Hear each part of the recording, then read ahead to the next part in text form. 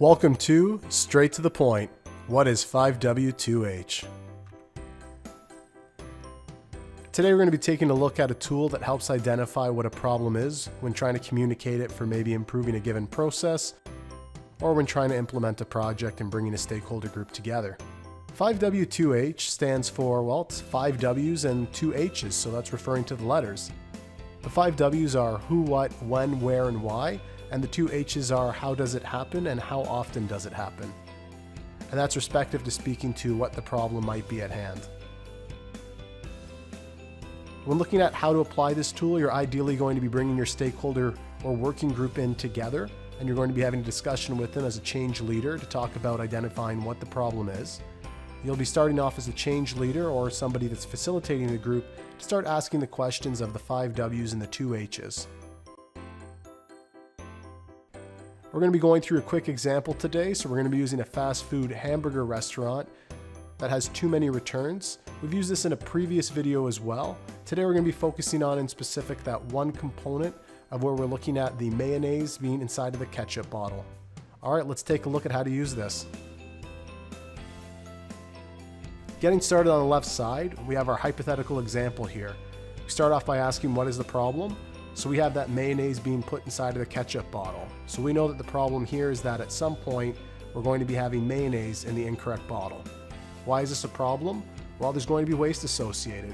When we do go to dispense some of that ketchup onto the bun, what we're going to be finding out is that it actually is mayonnaise, so it's not the ketchup we wanted. So because the customers aren't going to want that, it may not fit their order, we're going to be throwing out that bun and then trying it over again. Where do we observe this? Well, we notice this during sandwich assembly, so when we're in the kitchen and we're putting together the actual order for the customer is going to be who's impacted.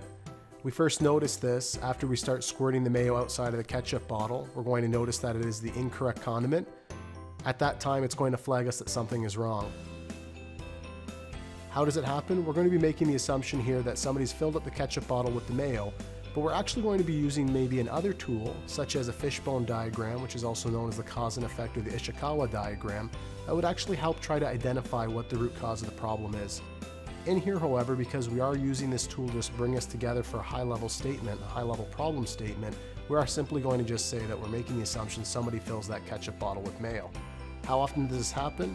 We're again in a hypothetical example here, but we're going to say it happens 2 times a day. So what does all this information now look like when we're putting together our problem statement? On the left side, we have that 5W2H, which we just went through those questions. On the right side, we can see that our problem statement may look something like this. We may identify it as the issue is that mayo comes out of the ketchup bottle at least 2 times a day. When a sandwich artist is assembling the order to spec, they reach for the ketchup bottle, and when they're trying to dispense the ketchup, mayo comes out of the bottle. This results in a sandwich artist throwing out the hamburger bun. We believe the problem starts when the ketchup bottle is empty and somebody needs to refill it. As I shared earlier, we may use a cause and effect diagram to help get us to the root cause. In a nutshell, that's 5W2H. We have our 5 W's and 2 H's, and then we're able to assemble a high-level problem statement. And we're done. That concludes this session. Hope this was helpful. If you have any questions or feedback, or any examples that you also wanted to add or techniques that you may use when using this tool, please feel free to leave them in the comments. If you liked what you saw, please click like, and don't forget to subscribe. Thanks so much.